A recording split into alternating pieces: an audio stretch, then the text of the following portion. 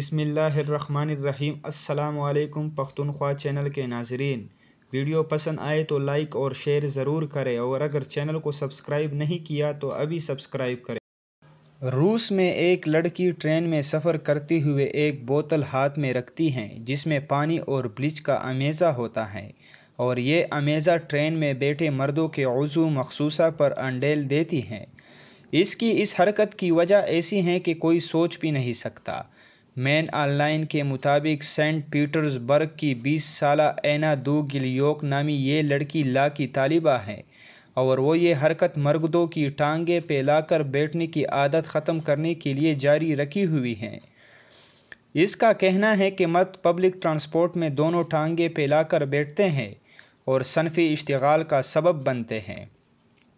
Report کے مطابق حقوق نسواں کے لیے کام کرنے والی اینا دوگلیوک سینٹ پیٹرز برگ کی زیر زمین ٹرین میں سفر کرتے ہوئے اسی مرد کے عضو مخصوصہ پر بلیچ ڈالتی ہیں جو ٹانگیں پہ لا کر بیٹھتا ہے۔